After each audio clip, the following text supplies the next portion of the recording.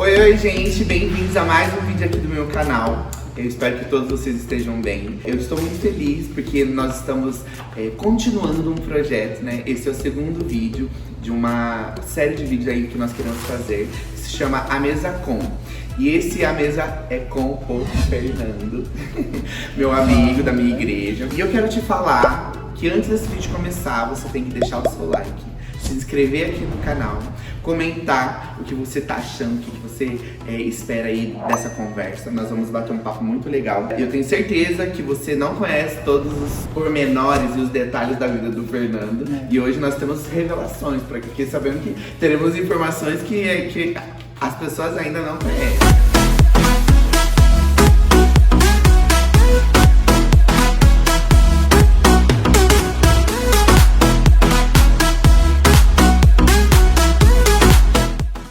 Então eu queria, Fer, que você se apresentasse, falasse seu nome, de onde você é, sua idade. Bom, meu nome é Fernando, nasci em Campinas, mas moro atualmente em Hortolândia, tenho 41 anos, casado há 17 anos, pai de 2 filhos, do Lucas e do Matheus. Hoje eu sou analista financeiro, sou padrinho de casamento, sou padrinho de criança. Nossa! Hoje estou no Ministério Infantil, tanto do Kids quanto do Teens. Em geral é isso. Bastante coisa, em geral é isso. Só isso, gente. Só assim, milhões de coisas. Mas é isso aí. E Fer, eu acho que as pessoas têm sempre uma curiosidade quando nós falamos, somos cristãos e gays, né? E eu queria saber como que foi a sua conversão, né? Porque eu sei que foi desde lá da sua adolescência, da sua infância, na verdade. Da minha infância, é isso. Na verdade, eu considero a minha conversão desde os 5 anos de idade. Eu vou explicar o porquê. Porque na minha família, a maioria, para não falar todos, sempre foram católicos. Alguns praticantes e outros não. E na minha rua havia uma senhora que ela ia numa igreja e ela sempre convidava as crianças para ir com ela na igreja. E eu era uma dessas crianças que ia junto com ela na igreja. Eu era muito pequeno, eu tinha 5 anos de idade. Então eu ia junto com ela e depois houve um período onde a minha avó ficou doente, minha mãe precisou se mudar para cuidar da minha avó. E nós mudamos para lá e acabei crescendo, né, chegando praticamente quase na adolescência, quando nós voltamos a morar novamente na antiga casa, que é a casa realmente nossa. E quando chegamos, e nesse período que nós ficamos na outra casa, né, cuidando da minha avó, eu lembro que até minha mãe chegou a me levar em outra igreja, tudo, na igreja deles, né, no caso, que era católica, tudo. Eu cheguei até a fazer a primeira comunhão. Entendi. E quando foi a catecismo, a Eucaristia, a primeira comunhão, né, quando vocês formam, mas assim, foi a última vez que eu fui na igreja católica como membro mesmo. Entendi. Porque realmente eu vi que não era pra mim, eu não lembro a idade com que se formava na época. Só que quando retornou, eu não lembrava da igreja que eu ia quando eu era pequeno. Quando a gente chegou no bairro onde a gente morava, na casa mesmo nossa, eu lembro que a primeira coisa que eu pedi para minha mãe foi: mãe, eu queria ir na igreja que eu ia quando eu era pequeno. Só que minha mãe não sabia o nome da igreja. Eu falei: não sei o nome da igreja. Eu lembro que quem me levava era tal pessoa. Mas você não lembra o nome da igreja? Não. Você sabe que eu sou emotiva, hein? Então, pelo amor de Deus. Aí eu só lembro da musiquinha. Ela fala: canta a música, que se eu falar pra ela, ela vai saber. Aí eu peguei e falei: Cristo fez os peixes para o rio e mar. E eu lembro que a gente colocava o peixinho no aquário. Quando entrava na salinha, que era o jardim da infância, na minha época. E eu lembrava disso. Então, assim, lógico, eu lembrava de outras coisas. Lembrava do caderninho da escola sabatina. Mas a dinâmica ali te marcou pro peixinho. Eu lembrava que tinha que decorar o versinho aula, eu lembrava de outras coisas, porque eu comecei com 5, mas eu fiquei um bom tempo lá. Mas eu não lembrava, como logo após a gente mudou, eu não lembrava mais. E então a minha confusão, quando eu fui para outra igreja, na casa da minha mãe, né, mas assim, e eu como obediente, eu seguia a orientação. Só que tive muita dificuldade em fazer oração ou reza para outros santos, para outros, enfim, sim, né? Como fosse Deus, já conflitou comigo. Então, tanto que eu tive muita dificuldade nisso. Tanto que quando eu fui conversar com um padre para confessar, eu me neguei a fazer as orações que ele pediu. Entendi. Mesmo que eu sabia de cor, porque você tinha que decorar. Eu decorava, fazia, mas pra mim era uma lição. Mas quando tinha que fazer mesmo, eu não fazia. Porque pra mim era conflitante, no meu íntimo eu não conseguia. Aí eu peguei enfim, aí então por isso que eu me considero desde os 5 anos convertido, porque isso refletiu durante toda a minha vida. Por isso A marca aconteceu ali, né? aconteceu ali, pra mim eu falo, não, é dali que aconteceu tudo, a minha história com Deus começou desde pequenininho. Bem cedinho. Foi bem cedo. Ah, mas que legal. E aí eu acredito, pelo que você falou, que a senhorinha te levava e levava outras crianças também. Levava. Então, com certeza, outras vidas também foram marcadas ali no mesmo momento. Ia junto. Bem legal. E eu queria saber, tá, aí você começou a ir na igreja, e quando você se entendeu diferente, né? Eu Porque tive uma... tem um momento na vida que a gente... Opa! Não, teve. Eu tive uma grande confusão na adolescência. Né? Eu, na verdade, eu achava que era uma curiosidade, na verdade. Eu não me aceitava de nenhuma forma como quase toda criança que cresceu na igreja, né? Porque tem aquele conflito. É aquele conflito. Eu achava que era uma curiosidade, tanto que eu nunca tive nenhum interesse pelos meus amigos da igreja. Tipo, que às vezes as pessoas depois tem muito esse estereótipo de quando as pessoas descobrem que você, ou se você se revela ser gay, a pessoa, nossa, então já foi interessado por mim. Fala, nossa, como se a gente se interessasse por todos os héteros, por todos os homens. E não é dessa forma. Tanto que todos os meus amigos sempre respeitei de uma forma que eu nunca olhei com outro olhar. Entendi. Então, assim, meus amigos da adolescência, eu nunca tive um olhar com outras intenções. E o que marcou muito na adolescência foi que quando começou essa confusão, eu lembro que entrou na igreja um rapaz homossexual, onde eles estavam querendo fazer o processo de cura, vamos dizer assim, né? Um modo claro de falar é o processo de cura. E eu vendo esse processo, e eu já tinha entendimento eu já estava chegando na minha idade, quase adulto. Então, eu vendo aquele sofrimento que ele passava, e de repente ele sumiu. E aí eu perguntei, o amigo dele em comum, a gente era todos amigos em comum ali na igreja de bairro, né? Aí eu perguntei o que aconteceu. Aí ele optou por ele não conseguiu largar a vida e voltou. E aí isso me machucou. Porque eu falei, eles vão fazer a mesma coisa comigo. Sabe quando você já sabe que vai... O medo já se Tipo, o que eles fizeram com eles vão fazer comigo. Entendi. E eu fiquei muito com medo.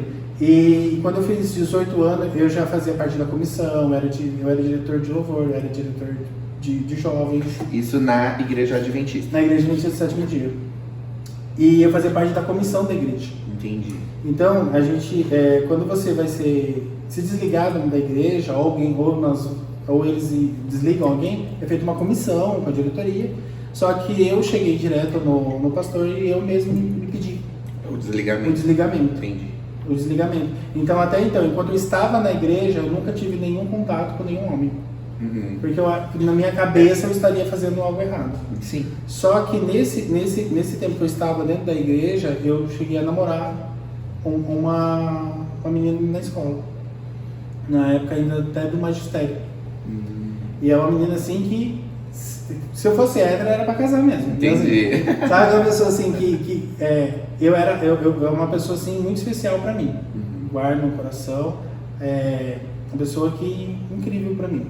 Mas eu não ia conseguir enganar a mim e nem enganar ela. Tipo assim, tanto que quando eu descobri realmente, quando eu realmente decidi, eu falei, não, é isso. Você aceitou? Eu aceitei, eu falei, gente, realmente é o que eu sou, tive um entendimento, eu me descobri, vamos dizer assim, falar, não, você falou, é aceitação.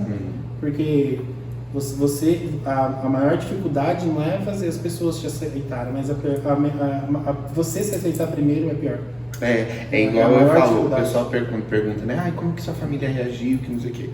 Eu sempre falo, eu não podia cobrar deles em poucos dias, horas, ou até semanas, meses, aquilo que eu levei 19 anos para entender e aceitar. Então é lógico que toda família ela tem um processo para entender, para aceitar ou não, mas principalmente para respeitar aquilo ali. Então é bom a gente falar sobre isso, porque tem muita gente que eu vou me assumir, tem que me aceitar, tem que me engolir, mas a gente passa pelo processo do entendimento para depois vir a aceitação. E às vezes leva muito tempo. Imagina para uma família que às vezes é pego de surpresa, né? Então é bem delicado. E eu queria te perguntar isso, a sua família. Quando você se assumiu, como que foi? Eles... Na verdade, minha mãe assustou. Minha mãe também não... normal. Quem disse que mãe sabe, não. Minha mãe infelizmente não sabia. Não facilitou pra você. Facilitou. Mãe sabe, não. Minha mãe não soube. Porque quando ela soube, ela veio me perguntar. Ela não soube por mim, soube por terceiros. E aí ela veio me perguntar, é verdade? Né? Aí eu aproveitei a oportunidade, falei, mano, estamos aqui mesmo. É verdade. Né? Então assim, aí no começo foi um pouco difícil pra ela, porque acho que foi, como ela nem esperava, né? E a questão da expectativa também, né? Que então, é diferente. Assim, eu compreendo a reação. Mas do restante, sim, em geral, achei que foi mais tranquilo. Entendi. Com o tempo ela foi aceitando mais né, em relação a isso, mas graças a Deus, a nossa família, assim, em geral, não tem o que reclamar, amo demais. E inclusive eu tenho pessoas na nossa família que são pessoas de religiosas, de outras denominações mais tradicionais, que tem uma outra visão, mas que nos respeita, que nos trata super bem, enfim, não tem nenhum tipo de tratamento ou afastamento da família. Porque é aquela questão, né? O amor não se trata sobre concordar sobre tudo, né? É o oposto disso, na verdade. E há o respeito mútuo, né? Eu também respeito a posição deles, tanto que às vezes já aconteceu de às vezes falar uma coisinha e falar, ó, cuidado, aí a pessoa já toma, beleza. Então mas graças a Deus, sim, na minha família, graças a Deus, a gente é bem feliz em relação a isso, bem confiante. Entendi. Você falou sobre que você namorou uma menina, né? Eu lembro que na minha adolescência também eu fui apaixonado, gente, de verdade. Era um amor, assim, transcendental por uma pessoa que hoje é muito amiga minha, a gente é muito próximo. Inclusive falei com ela hoje, a Bárbara. e era assim, não era segredo, todo mundo sabia. Declarava, mandava carta. E aí quando ela começou a namorar com outro rapaz, ficava com ciúmes, fazia uma guerrinha na adolescência. Enfim, hoje eu entendo que a gente era muito parecido em vários sentidos. A gente gostava das mesmas coisas e a amizade era muito próxima. E eu acredito que existia sim um sentimento, mas era além de carnal. Então por isso que a parte sexual do relacionamento ali não importava tanto. Isso que eu falei, não era isso. Mas só que faz parte. Né? Tanto que quando eu não sentia atração, vamos dizer assim, eu não tinha essa atração de criar, preciso fazer, preciso ter o contato sexual. Eu achava que era por causa da educação religiosa que eu tinha. Não, é só depois do casamento, Só que não, que é o primeiro cara que eu conheci, eu falei, mas aquele cadê depois do casamento? Eu já tive atração sexual, vamos dizer assim, então já com ela não tive. Sim. Então assim, uma curiosidade, minha primeira namoradinha da quarta série, namoradinha boba, né? Nem põe na mão, nem na mão, nem nada. Nós somos namorados, aquelas coisinhas de criança. Ela super machinha. Eu já tinha uma coisinha, eu já tinha um pezinho lá. Entendi, já tava na área. E essa menina que eu namorei no ensino médio, que eu falei, a gente fazia planos mesmo, de noivar, casar. E uma coisa que nós, ela era da igreja batista e eu da igreja adventista. Tanto que um dos motivos que eu falei pra ela da gente ter terminado, eu não tive coragem de falar pra ela a real. Era por causa até porque eu não me aceitava ainda. Então eu tava tentando assim, me despedir de tudo para poder me encontrar primeiro. Pra depois, eu falei que era por causa de julgo desigual. Não deixa de ser, mas é por causa da minha sexualidade. Não deixa de mas ser. Não foi o mesmo motivo. Mas não foi por causa da rebelião. E a gente tinha orado a Deus e pedido, que um dos pedidos que nós fizemos a Deus é que nós teríamos, nossos filhos primeiro seriam gêmeos, guardem isso. E depois de ter nossos filhos, nós íamos adotar também. Então a gente tinha no projeto de ter gêmeos e a adoção. Então, qual viria primeiro a gente não sabia ainda como que ia ser. A gente já entregou na mão de Deus, então isso é uma coisa que eu já tenho desde a minha essa vontade de família. De família. Não, eu sempre, desde a adolescência, eu sempre sonhei em ter minha família.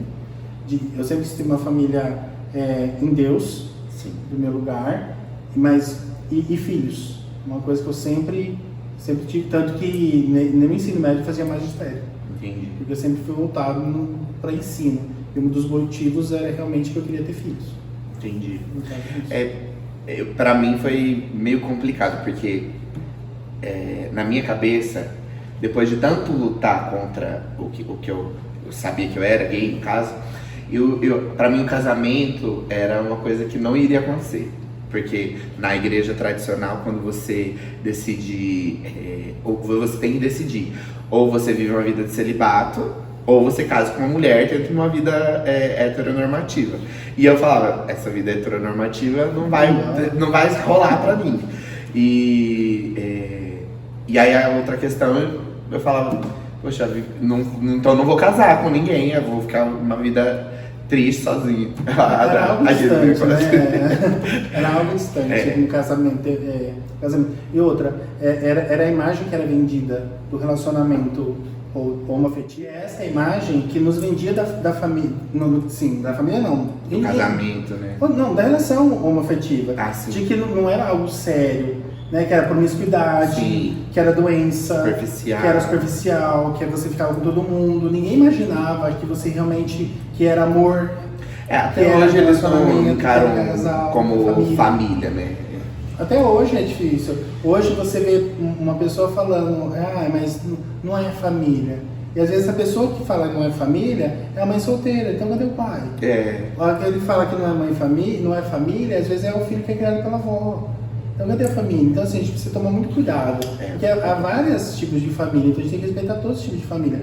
Eu, por exemplo, eu fui criado praticamente, se for ver mesmo, a minha mãe, ela se separou do meu pai logo que eu nasci, vamos dizer assim, durante a gravidez minha, ela se separou do meu pai, mas eu convivi muito com meu avô e com o meu tio, que meu tio morava no fundo, então eu tive um convívio assim, então meu pai era meu avô praticamente, e com a minha mãe, então assim, é a família que eu tinha, sim. Entendeu? Então a minha família era maior ainda, então se for ver. Então, assim, nós temos várias configurações de família. Então, isso que você falou, que a gente não se imaginava casado ou com filhos, eu imaginava, eu tinha esse desejo, que eu acreditava muito nessa questão. Mas isso que você falou é muito o que vende até hoje. Sim. Não, você não vai casar, você não vai ter filho, você não vai...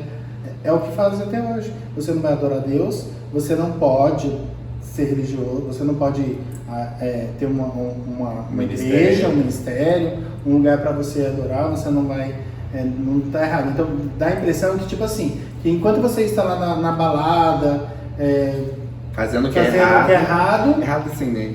Vamos dizer assim, né? Porque também quer dizer que você está na balada, também está fazendo só a coisa errada, mas a tendência é essa, né, gente? Eu já estive lá, você não quer. Então, do tempo que você está lá na balada fazendo uma coisa errada, parece que pro mundo tá tudo bem. Nossa, agora você tá no lugar certinho. Aí você vai pra igreja, mesmo você sendo gay, vai adorar, louvar a Deus, procurar fazer uma vida, santificar a sua vida, direcionar a Deus. E aí parece que as pessoas se revoltam. Sim. Eu falei, não, gente, tá errado.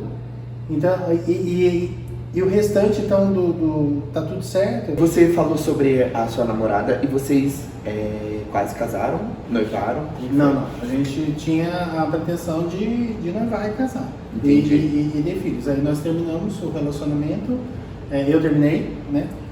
Chorei muito, sofri. Porque aí, como eu falei, ela era muito especial, não vou falar de Sim. Ela era uma pessoa que eu gostava muito. E nesse tempo, aí eu saí da igreja, fui pro mundo inteiramente, né? Fui pras baladas. Mas eu acho que é interessante que mesmo na balada, eu não me corrompi, vamos dizer assim, em questão de droga, em promiscuidade, essas coisas. Eu mais trabalhava. Eu tinha curiosidade de conhecer baladas, coisas que eu nunca tinha ido, né? Rapaz de igreja e tudo. E eu fui, mas só que geralmente as pessoas me chamavam para trabalhar como promoter, ou eu trabalhava no camarim para organizar as apresentações, essas coisas. Então eu sempre estava muito envolvido com isso. Então, mas teve uma época que eu vi e falei, não é pra mim isso aqui. E eu quis voltar pra igreja adventista. Entendi. E eu voltei pra igreja, nessa época eu falei, não quero, não é pra mim.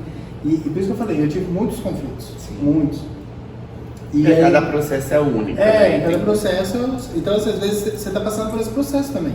E com essa dificuldade de se aceitar. E eu passei por isso também. E várias outras pessoas também. Então, não é uma coisa que... É uma coisa, querendo ou não, que para muitos vão acontecer. E eu voltei. E quando eu voltei, eu lembro que eu ainda...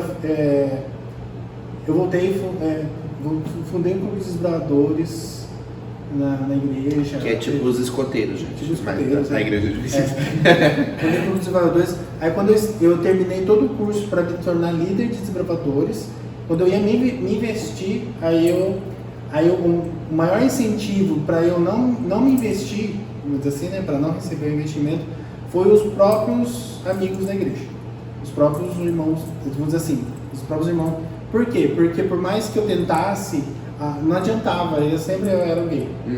Então assim, eu conversava com eles, gente, eu não estou praticando, não tô, independente se eu tiver algum trejeito, se eu tiver alguma coisa, então eu sempre era julgado. Não, porque... Então, depois que você abriu a caixinha de Pandora, vez que abriu, então, nunca assim, vai voltar. Nunca vai fechar. Então assim, por mais que eles falam, não, você tem que sair dessa vida, o que mais me incentivou a me aceitar, eu falo mesmo, eu agradeço, foi eles. Não foi ninguém de fora, não foi nem eu mesmo. Falei, não adianta, eu posso bater a cabeça na parede que eles não vão aceitar que eu me tornei hétero, assim, né? Ou um gay que não... Porque lá você pode ser gay e não praticante. Porque você como fala, celibato, você falou, né? Se você praticar o celibato, você também é aceito. Mesmo se eu praticar... É aceito. Mesmo se eu fizer o celibato, ou se eu casar e viver uma vida dentro do padrão... Você sempre é posto em dúvida, né? Eu sempre ia ser colocado em dúvida. Eu falei, gente, para viver uma vida dessa, eu prefiro viver minha vida mesmo. Então foi ali que eu vi que realmente Aí desliguei de vez e saí mesmo e voltei a trabalhar até em embalar de novo. E nesse tempo eu tinha uma apresentação, eu lembro até hoje, era Animale, chamava o show. E aí um amigo meu e do Marcelo, em comum, foi nesse dia, e eu estava trabalhando, eu estava tudo cheio de tinta, eu estava de short, camisa regata, cheio de tinta, porque eu pintava fazer maquiagem nelas. E era tudo de animal, então eu tinha que pintar elas de animal e tal. Aí então, você saiu do animal, pintava também. E eu lembro de ter saído, né? Eu sentei lá porque a gente fica cansado, né? Eu sentei lá para assistir. E aí eu encontrei o Wagner. E ele levou um amigo dele de trabalho, o Marcelo. E aí eu conheci o Marcelo. Entendi. Um amigo comum. Eu ia te perguntar onde vocês se conheceram, então você já disse. E como que surgiu o relacionamento, né? Porque... Ele nem deu bola pra mim. Nem aí. Nem tchum. Aí, beleza, eu fiquei lá conversando com ele estava, nem pra mim. Aí, mas foi a primeira vez que ele saiu numa balada, ele nunca tinha saído. E daí ele tava nervoso também, ele falou que tava nervoso e tal. E aí eles foram embora e tal. Aí, se eu não me engano, acho que o Wagner comentou com ele, falou, nossa, o Fernando gostou de você e tal, sabe? Aí ele falou, não, liga pra ele então, né, pra ele ir no shopping. Aí a gente saiu no dia seguinte e fomos no shopping dar uma volta. Entendi. E aí começou a desenrolar, um papinho. Então até hoje. 17 anos, gente. 17 anos já. Não é mole não. Eu tô casado com o Thiago vai fazer 6 vidas. Vai fazer 6. Eu falei 6 vidas porque ele é a produção aqui por trás. Vai fazer 6 anos. E já parece que a gente já viveu uma vida. Imagina 17 anos, é muita coisa. A gente vê as fotos, nossa, quando era novinho. Porque a gente vê. Base rápida. 17 anos é uma vida. Mas, e vocês sempre. E quando você conheceu ele, tá? Aí vocês começaram a namorar e ele sempre teve a mesma vontade que você de ter família, de adotar, ter filhos? Ele não queria ser pai. Ele não tinha vontade de ser pai. Ele não tinha essa visão. Na verdade, sim, ele estava começando, ele estava fazendo faculdade, então ele é 4 anos mais novo que eu. Então, ele não tinha essa pretensão de ser pai. Eu acho que, tanto que ele fala que ele não imaginava que ele ia ter família, que ele ia ter essas coisas todas. Ele não tinha essa visão, nem o que você falou. Pra ele, ser gay era só... essas coisas. O máximo a 2, a família de 2. Essas coisas. Tanto que o Marcelo tinha muita... Tanto que quando eu falei pra ele que da questão de família, as coisas de até com Deus, né? Ele tinha muita revolta contra isso. Porque por mais que ele era de igreja também, não evangélica, era da igreja católica, ele sofreu muito em relação a isso. Então ele se revoltou muito contra Deus. Assim, né? Então ele não... Ele achava que não era aceito e não achava justo porque ele não escolheu ser daquela forma. Então, que Deus é esse que não me aceita do jeito que ele me criou? Ou uma coisa que eu não escolhi. Eu posso ser julgado pelo livre-arbítrio que eu tive, agora que eu não tive. Então é meio complicado para ele aceitar isso no começo. Eu acho que isso é uma das coisas que mais não me revolta, mas me deixa decepcionado com a igreja cristã brasileira no geral. Que usam o nome de Deus não só para ferir as pessoas, porque ferem, mas para afastá-las de uma tal forma que para essa pessoa se religar novamente a Deus é muito difícil, é um trabalho muito árduo. A gente que está numa igreja inclusiva e tem acesso a essas pessoas, a maioria são pessoas que foram expulsas da igreja, foram recusadas nos ministérios e elas chegam muito feridas, muito machucadas. É muito, muito difícil. É um trabalho árduo para mudar a mentalidade ali, né? Mostrar o quanto Deus a ama, o quanto Deus se preocupa, cuida e que ela é amada realmente. Então, assim, e com o Marcelo foi dessa forma. Então, através de um trabalho, era eu e ele. Então, a gente não ia em igreja, nada. E aí eu fui falando com Deus e ensinando ele a Bíblia. Então, aí ele foi conhecendo. E aí, uma certa vez, eu falei, nossa, preciso ver se tem uma igreja que aceita a nossa família, né? E aí o Wagner postou numa igreja, uma postagem de uma igreja e a gente foi conhecer. E aí a gente começou a frequentar essa igreja, que na época não era Cidade de Refúgio ainda. E nós começamos a ir nessa igreja, né? E aí que ele começou a conhecer um pouco mais, a aprofundar de Deus, sei lá o quê. Depois a gente chegou aí na Cidade de Refúgio quando era na Vida Industrial ainda. Quando o vocal foi lá, não foi? Não, a primeira vez que nós fomos foi na apresentação das pastoras, da pastora Val e da pastora Adriana. Sim. Aí depois, na segunda vez que nós fomos, foi no vocal. Entendi. Depois o vocal foi. E depois, quando nós fomos, já era no Bonfim. Entendi. Que aí a gente ficou acho que uns 6 meses praticamente sem ir em igreja nenhuma. Que foi quando a gente se desligou da outra igreja. Mas eu não cheguei a ficar na Cidade de Refúgio. Fiquei mais ou menos uns 6 meses fora. Entendi. Sem frequentar. Depois que a gente retornou no Bonfim. Você disse que o Marcelo não queria ter filhos. E quando isso mudou? Assim, na cabeça dele, que vocês começaram a conversar diferente sobre? Eu sempre... Aí depois eu falei com ele, porque assim, 2 homens, eu falei, bom, a opção nossa é a adoção. Eu falei pra ele a respeito que eu sempre tive vontade de adotar. E ele sempre soube desse meu desejo. E aí foi passando os anos, a gente não falou mais do assunto. E aí ele mesmo falou, parece que foi um clique. Foi Deus, né? Sim. Foi um clique, falou, não. Aí ele me chamou, falando assim, lembra que você falou da adoção? Vamos atrás? Não, eu quero agora ir atrás. Então ele sentiu o desejo de ser pai. E aí nós fomos... Acho que maturidade também, né? A idade eu falei, como ele era mais novo, então acho que apesar que eu sempre tive o desejo de ser pai, desde... Nossa. Eu ia falar, comigo é o oposto. Quanto mais velho eu fico, menos vontade eu tenho. Mas eu vou falar mais sobre daqui a pouco. Mas aí me conta, como que... Porque eu chamei o Fer, gente, principalmente por conta desse assunto que a gente vai entrar agora. Porque é muito difícil você encontrar... nessa situação de um casal gay, um vídeo no YouTube sobre como é um processo de adoção, como que funcionou. E aí eu queria saber de vocês como que foi o processo, aonde que vai para entrar, como que funciona? Bom, Aí depois que a gente conversou, aí nós fomos atrás. Então primeiro você tem que ir na área da infância da sua cidade, não pode ser de nenhuma outra cidade. Ah, eu posso ir na cidade de Campinas que é maior? Não, se a sua cidade for menor. Não, você tem que ir na sua cidade. Somente se na sua cidade não tiver a área da infância, você vai procurar qual que é a responsável. Às vezes, entendi. Às vezes eles transferem para uma cidade próxima. Mas geralmente tem, gente. Eu até hoje eu não conheço cidade que não tenha, tá? Por causa que toda cidade tem que cuidar das crianças, né? Então você vai na vara da infância da sua cidade, eles vão te dar um formulário para você preencher. Você preenche esse formulário. Nesse formulário vai até pedir algumas documentações que você pode levar posteriormente, tá? Então são eu preciso ter casa própria, eu preciso ter um quarto só. Não, isso é tudo coisa antiga.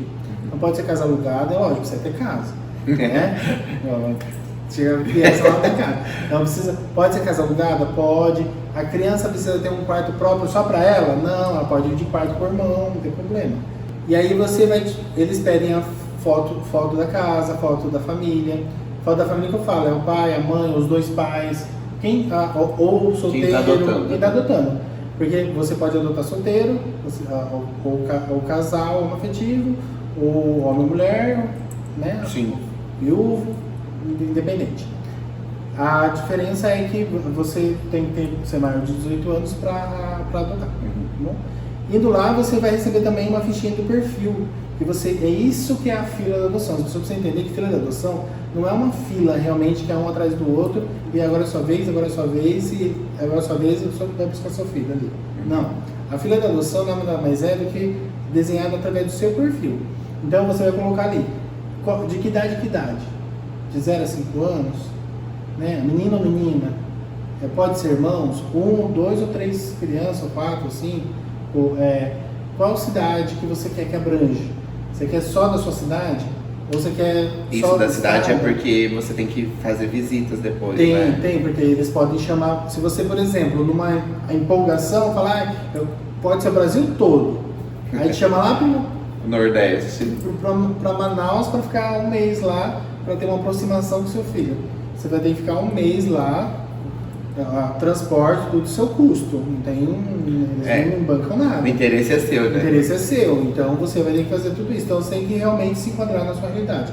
A única coisa não faça, não fuja da sua expectativa, do seu sonho, por causa de correr com a fila. Então tem pessoas que às vezes querem colocar uma criança maior, que hoje, qual que é a maior? É de 0 a 3 anos, menina branca. Então assim, hoje se você colocar um desse, a média hoje está de 10 anos para você esperar uma criança dessa. Então você já tem que começar agora. Tipo assim, começar antes, vamos dizer assim, né? Agora não modo de falar. Mas tem que começar antes. Porque a tendência pode acontecer de ser rápido, mas é difícil, mas pode acontecer. Depende da cidade. Tem cidades menores, que a quantidade de pessoas, de adotantes são menores, e pode acontecer de uma criança aparecer, de ser entregue para adoção e só tem uma família para receber. E aí chega um bebezinho, 1 mês, 2 meses aparece. Só que é raro, não acontece. Agulha no palheiro. Então, feito isso, vai ter entrevista com o psicólogo e com o assistente social, tá bom? É bem tranquilo, gente, não tenham medo, é super tranquilo. É mais para conhecer realmente. E é importante, fala, nossa, que burocracia. Gente, é a vida de uma criança. Sim. Vou dar um exemplo. Teve uma senhora que queria adotar uma menina, uma adolescente. E eles viam a ansiedade dela e falaram, nossa, ela está querendo muito, né? Que bom, né? Uma adolescente, que geralmente não são adotados, muitos adolescentes.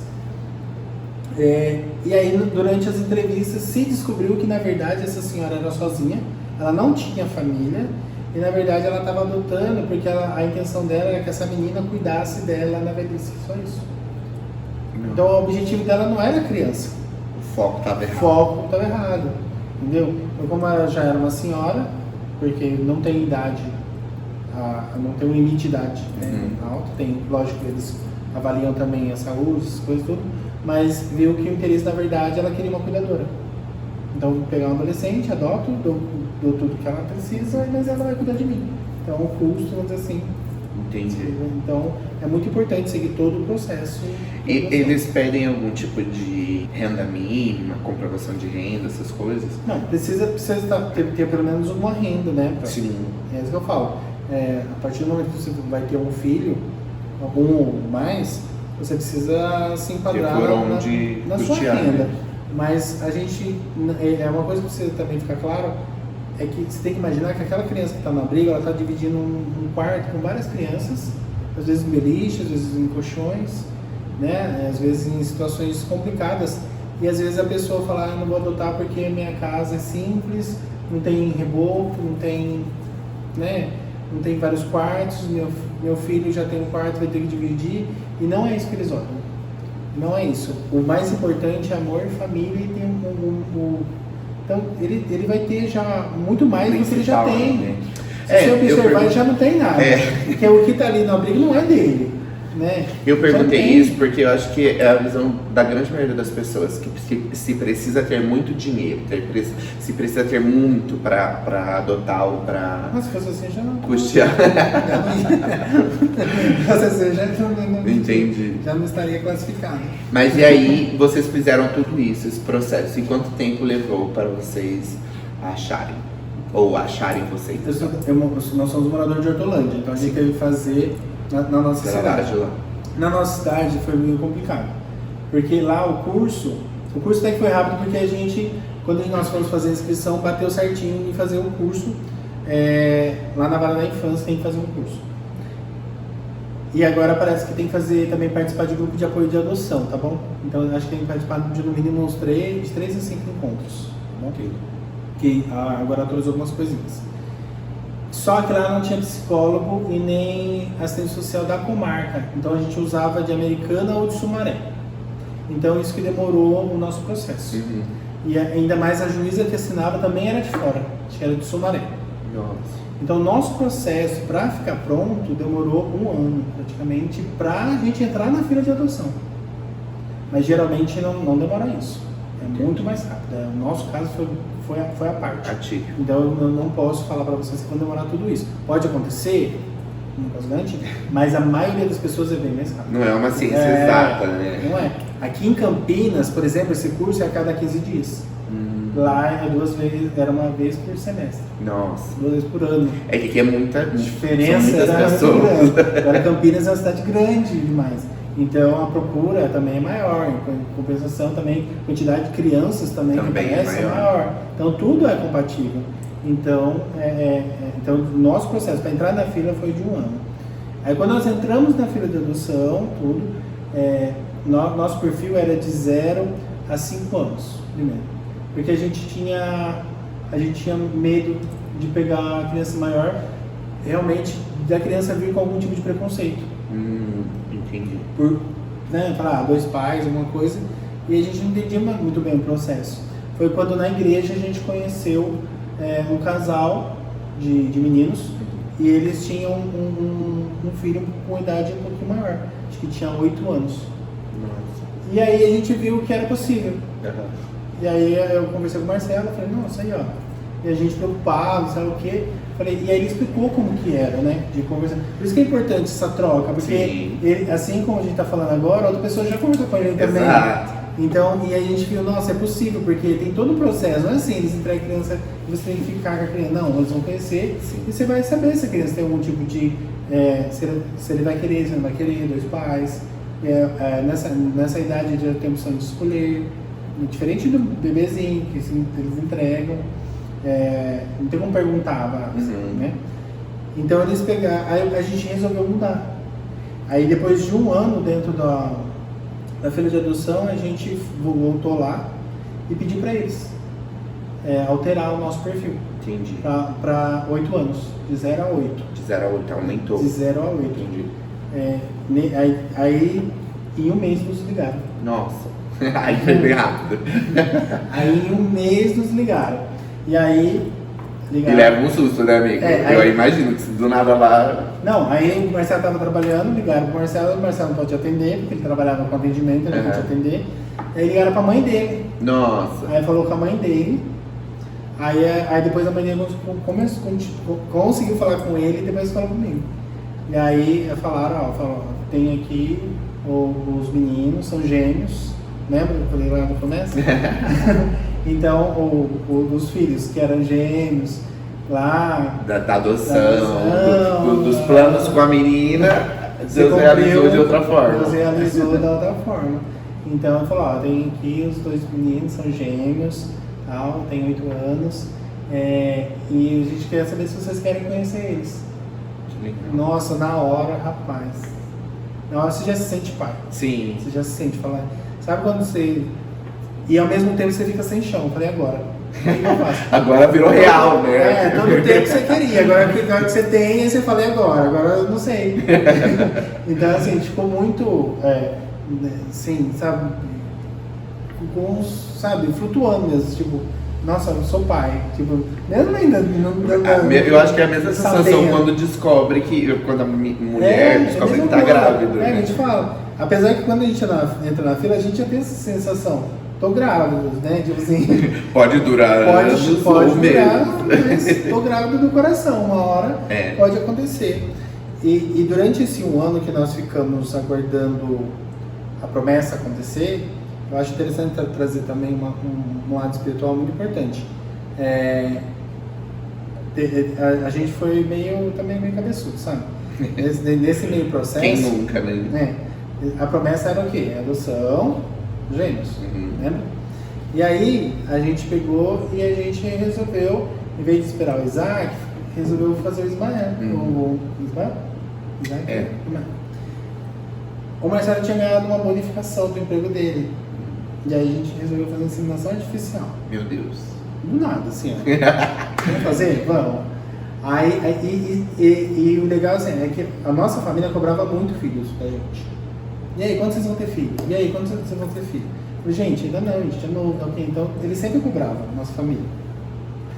E aí, a minha irmã falou, o dia que vocês precisarem, né, de barriga solidária, e por lei agora tem que ser algum familiar, sim, acho que até terceiro grau. E beleza, você falou, vamos fazer? Vamos. Pegamos o dinheiro e investimos. Meu Deus. Aí investimos, valor alto, né, que caro, não é barato. E aí não vingou. Nossa, é a pior. Imagina a sensação. Frustração ali, né? É porque eles te mandam ainda foto do embrião, tudo bonitinho. Então você já cria ali. Tudo. Não, é ao vivo, né? Foi ao vivo. E além da mente, o coração, né? Você já pega um amor. E aí, ele, frustrado e tal. E aí e a gente se deixou levar pelo sentimento, muito assim. Falou, nossa, deu tudo errado. E aí pegamos e falamos, vamos fazer o que agora? Não, a gente vai fazer. Vamos fazer de novo. E foi lá, fez um empréstimo no banco. Meu Deus. E tentamos de novo. E não deu certo de novo? E não deu certo. Nossa.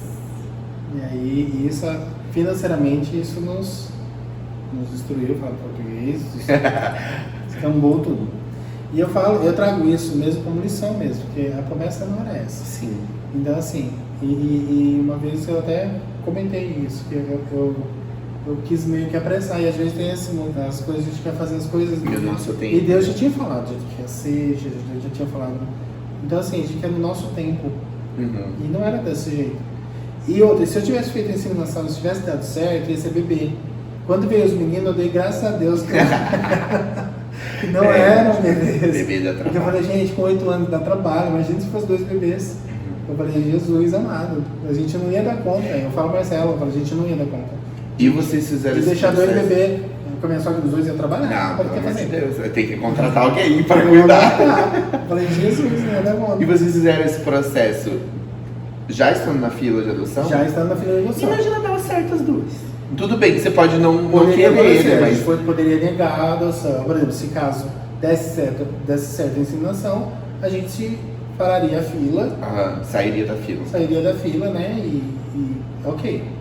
Ou se não, pausaria, depois voltaria. Porque eu sempre tive a intenção de adoção, era uma coisa que eu queria mesmo. Sim. É uma coisa que eu queria realizar na minha vida. Entendi. É uma coisa, um desejo pessoal de ter a adoção na minha vida.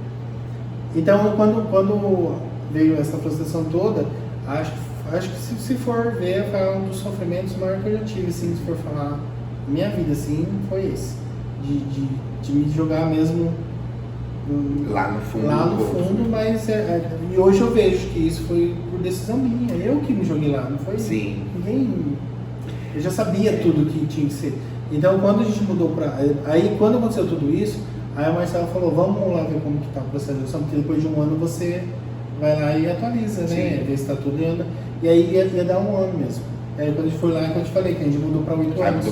Mudou para 8 anos, aí a gente voltou pro plano de Deus e o meio deu uma desviada e voltou pro caminho e aconteceu. Voltou pro plano de Deus e aí voltou. Aí Deus nos abençoou com 2 meninos maravilhosos. Eu não tenho o que falar, gente. Os filhos deles são demais, gente. Gente, é ganhar na loteria 1000 vezes, bicho, que eles são... Não tem o que reclamar dos meninos. É lógico, dá trabalho. É criança, minha gente. Né? Adolescente. Agora já tá. Não pode nem chamar de criança, que eles são bravos. Agora a fase mudou. É que nem um videogame, cada fase é pior. Aí o chefão pior. Entendi. Aí agora as dificuldades são outras. Entendi. Eles estão com quantos anos hoje? 13. Nossa. É que quando eles fizeram. O nosso processo foi muito rápido da adoção. Porque eles chegaram com 8. Só que já iam fazer 9, então eles já iam sair com o nosso perfil. Entendi, então tinha que agilizar. E aí o que aconteceu? Quando eles foram apresentados para nós fomos apresentados com os padrinhos deles.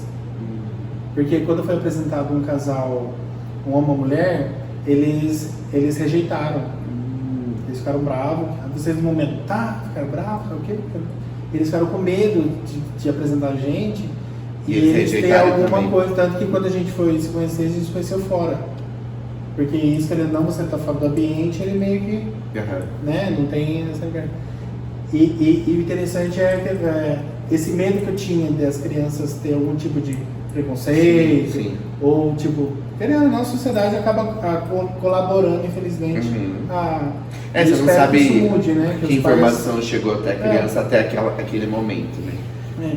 Eu espero muito que os pais de hoje, né, já ensinem os filhos que há pessoas diferentes e que tá tudo bem, é só respeitar, independente de crença, de religião, ou o nome que seja, entendeu? E aí o interessante foi que depois a gente foi conhecer os meninos, depois eles vieram conversar com a gente. Aí na verdade chama Lucas e Mateus. Ou foi o Mateus que pediu que ele queria ter 2 pais. Por isso que ele estava rejeitando o casal. Ele pediu, porque ele viu, parece, pelo que eu entendi, parece que uma menina foi adotada por 2 mães. 2 mães, legal. E aí ele viu a situação, percebeu, e aí ele queria ser adotado então por 2 pais. Por que isso? Porque eles tinham um trauma, vamos dizer assim, com o lado paternal. E eles tinham, não com o lado maternal. O lado maternal eles tinham um carinho com assim, o lado maternal, e eles achavam que ia substituir, então eles queriam só 2 pais. Entendi. Só aceitariam se fosse 2 pais. Então eles já tinham falado isso para assistência social. Entendi, não queriam colocar ninguém no lugar da mãe. E aí foi quando a gente conheceu. E aí eles ficaram impressionados com a reação deles. Então eles já chegaram, quando a gente já estava abraçado, vendo o celular, conversando, brincando, a gente levou os brinquedos para eles e tal. A gente começou a brincar já.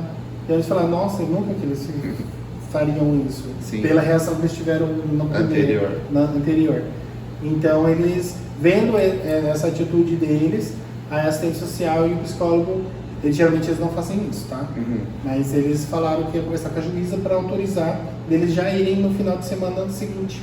Porque acho que era feriado de Páscoa, para ir para casa, para nossa casa já para passar o final de semana. Entendi. E aí eles autorizaram. Que legal. Autorizaram, então foi muito rápido. Então todo final de semana, então a gente ia na cidade deles e voltava todo final de semana para vir e voltava. Que legal. Legal. Para pegar, mas de devolver era sofrimento. Sim, imagina. Porque a gente tinha que levar a roupa. A gente levava a roupinha deles, porque na primeira vez eles trouxeram as roupinhas, mas aí a gente já comprou um monte de coisa para eles, roupa, essas coisas, então eles já tinham roupa em casa. Então a gente levava a roupa para eles, então chegava no carro, eles se trocavam. E aí quando voltava, eles voltavam, geralmente a gente passeava, né? Então aí no domingo ia passear e do passeio já ia direto pra... E aí era sofrimento, porque chegava, eles se escondiam no banco de trás, porque eles falavam que não queriam ficar lá, entendeu? Então assim, a gente tinha que interromper. Tinha um processo que tinha que ser respeitado. E aí a gente tinha que pedir para eles trocarem de roupa, porque eles não podiam chegar com a roupa nova para as outras crianças e tal. Então, assim, acho que a parte mais assim, dolorida era na hora de final de semana entregar eles. Uhum. Aí depois chamaram a gente para uma audiência, e aí foi quando eles iam decidir se a adoção ou não. Os meninos aceitaram, porque na idade eles precisam aceitar a gente e a gente aceita eles. Aí foi feita a pergunta, eles aceitaram a gente e a gente aceitou eles, assim, como filhos, eles aceitam a gente como pai. E aí a gente ficou só preocupado se ia levar eles no dia ou não. Aí a gente já pensando nisso, a gente levou a carta da escola, confirmando a matrícula. Entendi. E isso fez com que eles já fossem, senão ia ter que esperar as férias. Ah, entendi.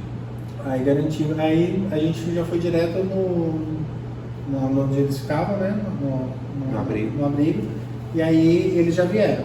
Aí eles só perguntaram, vai querer levar alguma coisa? Eu falei, não, você perguntou pra eles. Aí pra não falar nada, eles levaram uma camiseta, uma bermuda e falaram, não quer levar nada. Aí não quer. E esse processo durou quanto tempo de final de semana até a adoção? A gente conseguiu conhecer um abril. Um mês. Mais ou menos praticamente um mês. Porque eu lembro que no dia 25 de maio, 26 de maio foi 26 de maio. Uma dúvida que eu tenho vocês sofreram já algum tipo de preconceito por causa da adoção? Tanto familiar, né? Porque eu sei que às vezes é complicado a família. Porque você já disse que tinha pessoas que falavam, né? Quando vai ter filho, vai ter filho. Só que às vezes a pessoa tá naquela expectativa da inseminação e não da adoção. E outras áreas, tipo escola, por ser um casal homoafetivo com crianças adotadas. Aconteceu algum tipo de situação assim ou não? Só uma. Eu sempre falei que meus filhos iam estudar no colégio adventista. Porque eu sempre achei o colégio adventista um colégio muito bom. Né? Você nem pode falar o nome do colégio. Agora já foi. E aí quando nós fomos eu e Marcela pra ver vaga pra eles, a gente sentiu um clima muito assim, sabe? Quando não te queremos aqui? Não te queremos aqui, tipo, tudo que falava, não dá, não. Então assim, beleza, então a gente nem insistiu, tá bom. Então assim, eu sempre sonhei meus filhos, porque eu achava a educação adventista muito boa. Pelo menos na época que eu era da igreja, eu acompanhava os desbravadores na escola, né? Porque na época dos desbravadores a gente acompanha eles, né? Pra ver se tá indo bem, se tá não, então eu ia muito no colégio adventista de Campinas, só que aí a gente foi no colégio lá, né? Onde o Marcelo estudou, porque o Marcelo estudou no colégio adventista. O Thiago também já estudou. Então, a vida inteira, inclusive a faculdade. A faculdade a gente fez lá também. A gente fez no UNASP, né? Que era em cima. E ele estudava no de baixo, de Hortolândia. E a gente viu assim, que a pessoa que nos atendeu, tipo. Então tudo lá era. Mas aí eles vão precisar de algum reforço, tudo paga a parte. Então beleza, então, a gente não dava se opondo. A gente via assim que estava. Enfim, um descaso. E aí nós fomos para outro colégio, né? Que pelo contrário, nossa, vixe, a gente foi no colégio Pectros, em Hortolândia. Misericórdia. A melhor coisa que a gente fez. Porque legal, eles abraçaram mesmo os meninos, porque não é a gente, não é os pais. São as crianças que se receber. É as crianças, então assim, eles fizeram. E os meninos vieram praticamente, desculpa o mas analfabetos, eles não sabiam nada, não sabiam ler, não sabiam escrever, então eles precisavam de um acompanhamento muito específico ali, então, assim, forte. Eles nos ajudaram de uma forma espetacular. Eu não tenho como agradecer o colégio. Hoje eles não estão mais no Pectros, hoje eles estão numa escola municipal, né? Que a minha irmã, a filha dela estuda nesse colégio e é um colégio ideal para os meninos, porque começou a ficar muito puxado, porque querendo ou não, o Pectros é um sistema amplo, então para os meninos que têm uma dificuldade maior, eles têm um certo déficit. Eu já explico por que eles têm esse certo déficit. Então a gente foi direcionado até falar, por que vocês não têm na escola municipal, vamos dizer assim, porque aquela é mais light. E aí a gente procurou uma escola, tanto que a escola deles nem é perto de casa, a gente tem que levar eles porque a escola municipal é muito boa. Entendi. Nossa, a escola também super 10. Enfim, em questão de escolas, só essa situação que familiar, tudo tranquilo. Nunca teve, pelo contrário, super O pessoal abraçar, deixa, receber. Eu te pergunto isso porque é uma das minhas grandes preocupações / motivos para não querer ter filhos hoje. Igual eu falei, eu ia falar mais pra frente, eu já vou falar já. Primeiro, o mundo tá muito caótico. E eu fico pensando assim, a minha vontade de ser pai é pra mim satisfazer a minha vontade, o meu ego, enfim. Ou pra realmente pela criança, entendeu? E aí eu entendi num determinado momento da vida que a vontade que eu tinha era pra mim satisfazer, não necessariamente para ajudar a crescer e auxiliar. Então era uma coisa que eu demorei, mas eu entendi.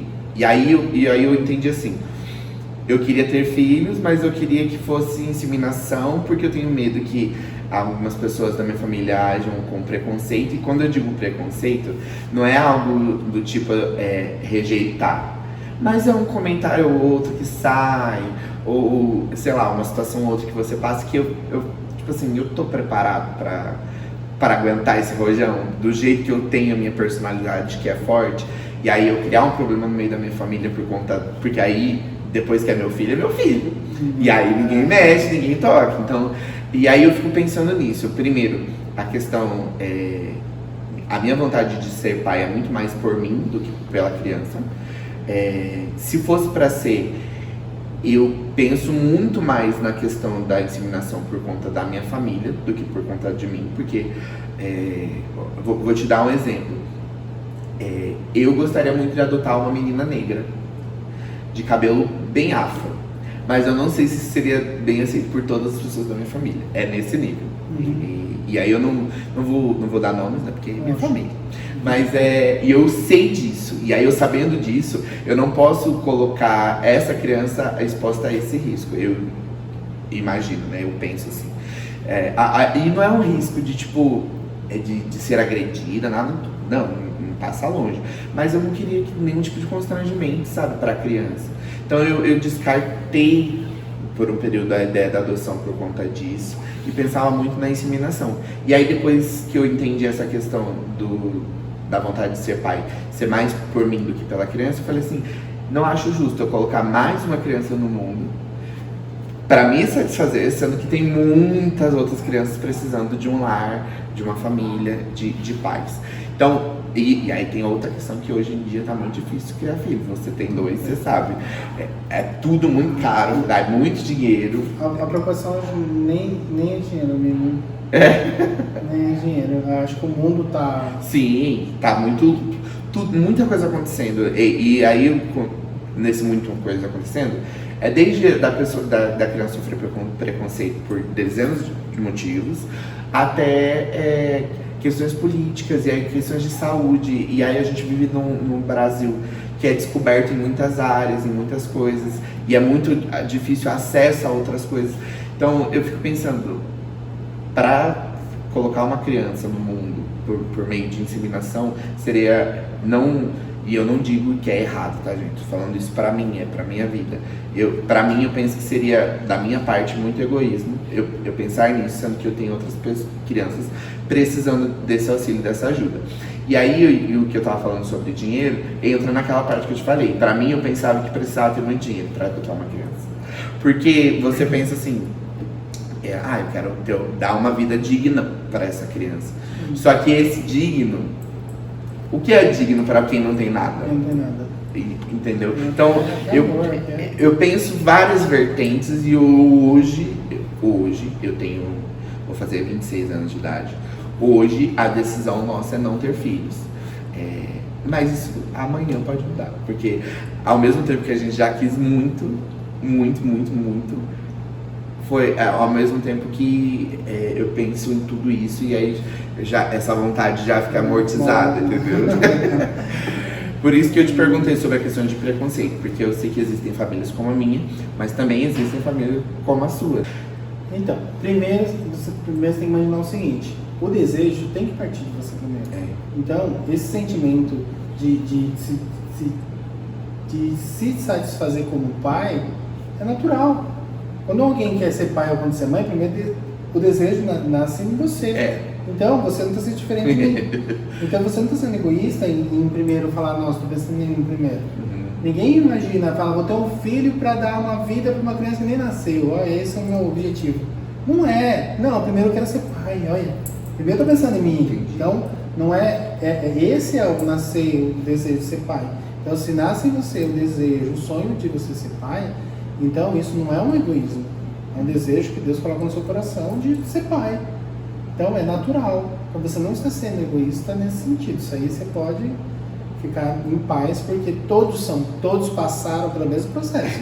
Todos tiveram o mesmo sentimento. Fala assim, eu quero dar de melhor para o meu filho que não nasceu. Não, quero ser mãe. É que assim, quando você fala de adoção, você se intitula. Sim. Depois, né? É que quando você fala de adoção, por exemplo, eu vejo você, eu sinto você um coração muito altruísta também. Além da paternidade em si. Então, aí eu fico pensando, será que eu sou tão altruísta ao ponto de conseguir ser um pai que adota? E aí é o segundo ponto que eu ia entrar agora. Aí você falou em ajudar, porque o ajudar, uma hora acaba. Sim. Não, você não está ajudando, você está criando seu filho, você está sendo pai, você vai ser um filho, você vai criar, você não está ajudando. Você não está fazendo uma caridade. Então a gente tem que tirar essa ideia. Então assim, a adoção nada mais é do que um meio de se tornar pai, um meio de se tornar mãe. Então, hoje você pode ter o seu filho biológico através do método natural, você pode através da inseminação, você pode através da adoção, e tem outros métodos ainda que você pode se tornar pai ou mãe. Então, a adoção é somente um meio. Hoje em dia, o mundo coloca o biológico como principal. Mas você sabia que na Bíblia o principal não é o biológico? Quando Paulo fala que nós somos adotados por Deus, é porque naquela época tinha uma tradição dos romanos onde as mães colocavam os filhos no chão. E aí o pai tinha a opção de pegar no colo ou não. Então, se o pai virasse as costas, ele estava renegando aquele filho. Pode ser por uma deficiência, pode ser por não reconhecer o filho, pode ser por outros motivos. Então, essa é uma tradição que eles faziam naquela época. Por isso que Paulo fala da adoção. Então, quando o romano pegava aquela criança, ali adotava. Então, o que quer dizer adoção? Nascer do coração. Quantas crianças hoje são biológicas, mas não nasceram do coração? Não são amadas. Sim. Então, para Deus, o mais importante é nascer do coração. E você vê esse mesmo momento na cruz. Quando que acontece isso? Quando Jesus está na cruz, e aí Jesus fala assim, Pai, por que me abandonaste, por que me desamparaste? Porque naquele momento, Deus teve que virar as costas. Sim. Por quê? Porque naquele momento Ele estava nos carregando. Então Ele estava nos tornando filho. Entendeu? Então, por isso que Paulo, quando fala que Deus nos adotou como filho, então a adoção, nascer do coração é muito mais importante. Então, você que tem um filho biológico, se ele não nascer do coração, Sim. não adianta nada. Então, assim, ele tem que nascer do coração. Então, todos os filhos têm que nascer do coração. Então, fala, seu filho é nascido do coração? É, do coração e biológico. Seu filho é nascido meu filho é nascido só do coração, que é o principal. Então, Deus está falando que o principal é nascer do coração. Só que hoje o mundo fala não, porque tem pessoas de casais tradicionais que às vezes adotam um filho, aí chega uma pessoa e fala, quando vocês vão ter seu próprio filho? Quando vocês vão ter os seus filhos? Já é dele, Sim. Já nasceu do coração, já é dele, Ele já pegou, é dele. Não tem essa entendeu? diferenciação. Não mais, tem né? essa diferenciação, não tem. Então assim, a gente tem que... Então quando você fala da preocupação de ser egoísta, você não está sendo egoísta, você só nasceu e você deseja ser pai. E isso é em todos. Esse é o primeiro passo. O segundo é, você não vai estar ajudando, você vai estar criando seu filho. Você vai estar criando sua filha. Então isso é criação. Então você está sendo pai, você está sendo... Então eu não estou ajudando meu filho. Eu estou fazendo o papel de pai. Entendeu? Eu não estou sendo altruísta. É porque quando a gente fala de ajudar, a gente ajuda um amigo, um parente, Eu te ajudo aqui hoje, amanhã eu tô... Tchau. Eu ajudei e acabei. Não. A gente vai criar. Nem fala, a gente cria com o mundo, amanhã casou, né? Vai ter a família dele, etc. Se Jesus não voltar antes, amém. Mas você não está ajudando. A gente não está fazendo uma caridade. Sim. Na verdade, é que nem você falou, é uma troca. Antes da sua filha te adotar, antes de você adotar sua filha, ela também tem que te adotar. Ela tem que te aceitar. Então, ela tem que também te carregar no colo. Você tem que nascer no coração dela. Entendeu? Agora, a questão de preconceito em relação à família, amigo, preconceito a gente vai sofrer em todo quanto é lugar. Sim, já sofremos, né? Não sofre, entendeu? Uma preocupação que nós tínhamos muito em relação à adoção, a ter filho. Mas 2 homens vão ter um filho e esse filho vai virar gay, esse filho vai ser gay. Mas meu filho pode ser gay, ué, se ele nasceu gay, porque se eu mesmo acredito nisso, se ele nascer gay, é porque ele nasceu, não porque ele viveu. Porque toda a minha infância, toda a minha vida, desde televisão, novela, toda a referência que eu tive foi hétero. Então não é por causa de uma referência. Hoje em dia, a maioria, na verdade, das pessoas homoafetivas que já são adultas, eles foram criados por um casal hétero. Então não tem lógica. Por isso que eu falo, foge da lógica. Eu falei, até a questão do que eu falei, se não é livre-arbítrio, foge da lógica. Como que pode Deus julgar ou condenar alguém que não escolheu por livre-arbítrio? Exatamente. É lógica. E uma coisa que me convenceu que Deus me ama é tudo que Ele faz por mim, tudo que Ele... Sabe? Não foi ninguém. Não foi alguém que falou pra mim e me pregou e falou, não, Fernando, tá aqui na Bíblia. Foi o Espírito Santo que me convenceu. Não foi ninguém, não foi uma palavra, não foi uma palavra da pastora Lana, não foi uma pregação, não foi uma explicação teológica explicando que a homossexualidade não é pecado. Não foi nada disso. Foi Deus respondendo minhas orações. Falou, Deus está respondendo minha oração. Eu pedi, Deus me abençoou, sabe? Teve aquele momento, Deus me curou de uma apendicite, quando eu era pequeno ainda. Falei, se Ele sabia de todo o meu futuro, sabia tudo que eu ia ser, por que Ele me curou? Sim. Eu lembro que eu ia ser operado, eu entrei no quarto chorando. No dia seguinte eu cheguei na operação e não tinha nada. Eu sabia que Deus estava comigo. Então assim, tem muitas coisas que aconteceram na minha vida que eu vi que era Deus o tempo todo. Então Deus estava comigo. Então eu sabia que... É interessante você falar isso, porque o processo meu de aceitação foi basicamente esse também. Antes de eu vir para a série, antes de eu conhecer uma teologia inclusiva, por exemplo, eu tinha um conflito sempre na cabeça que era assim, eu não consigo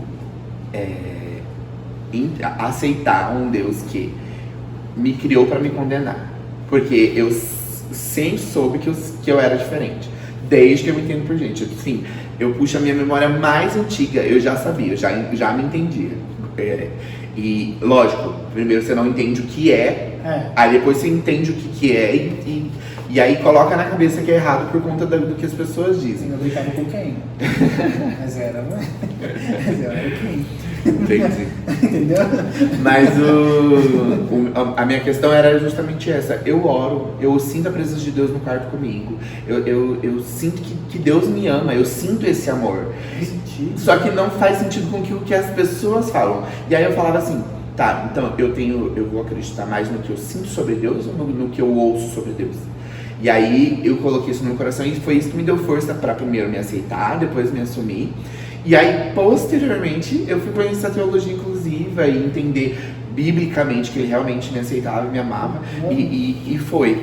Mas eu acho que é muito interessante isso, a gente pensar, igual você falou, pela lógica. Foi tão óbvio, eu falei, pra mim foi tão óbvio, gente. Falei que eu vejo, a Bíblia é muito óbvia, tanto que quando fala, eu vou falar até um contexto dele, vou falar de Sodoma e Gomorra lá, que os homens queriam abusar exclusivamente dos anjos, porque eram todos homossexuais.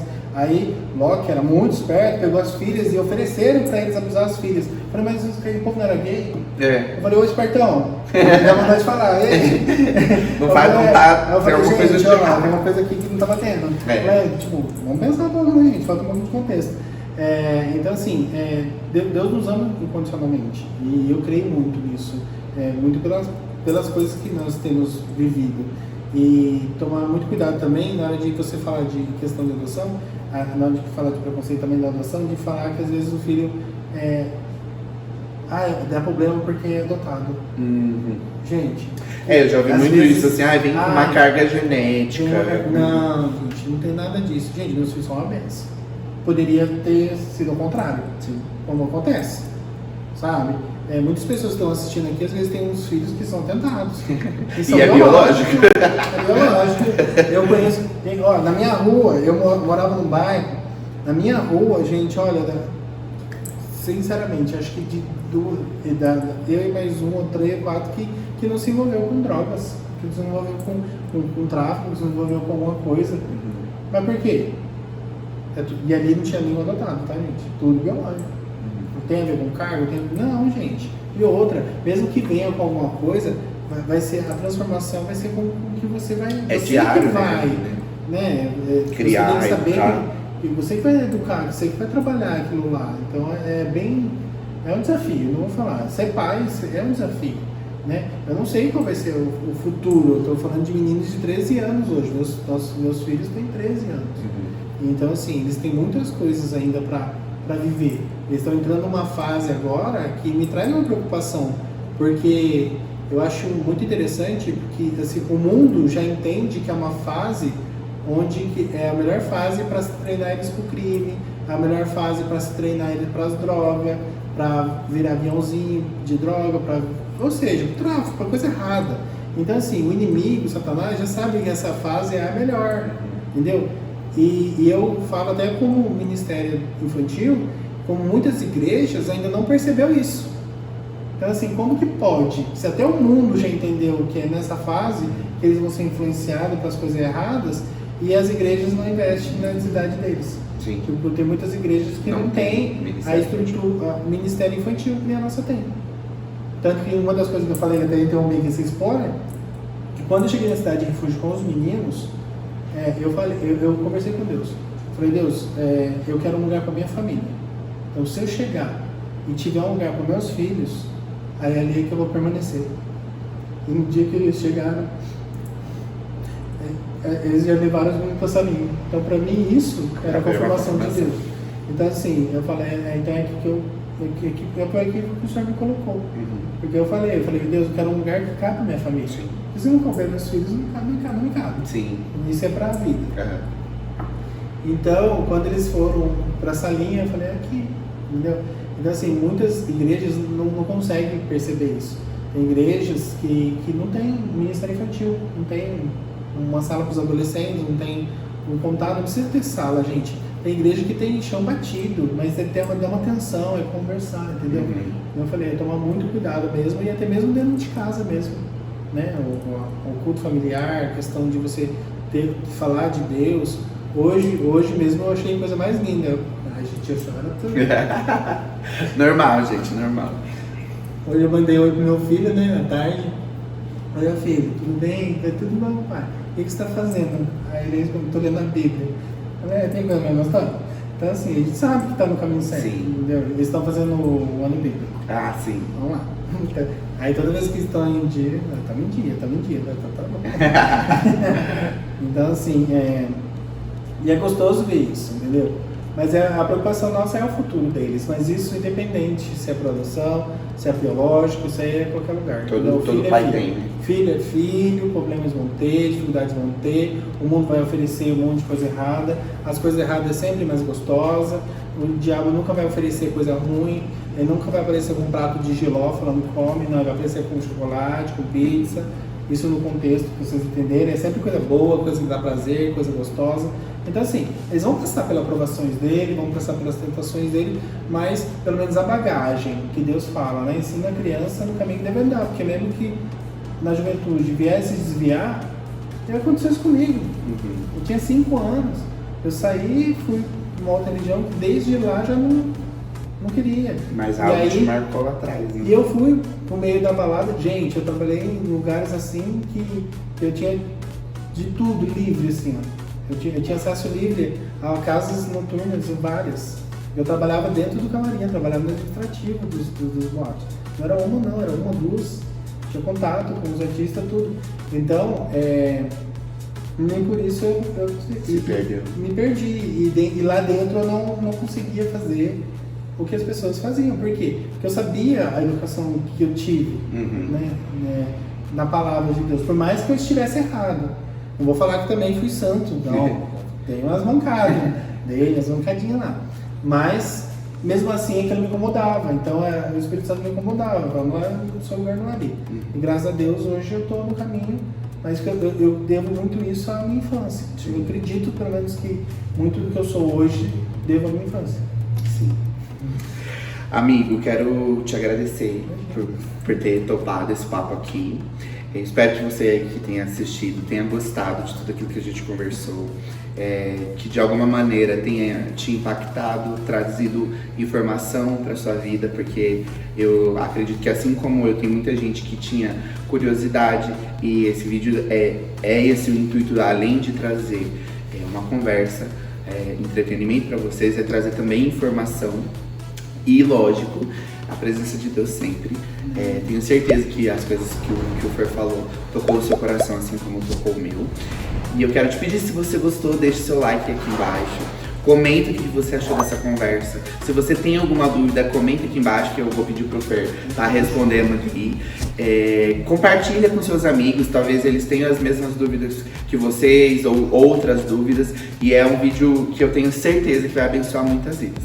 Então é isso, gente. Grande beijo, Jesus abençoe você, sua família. E até a próxima. Fui!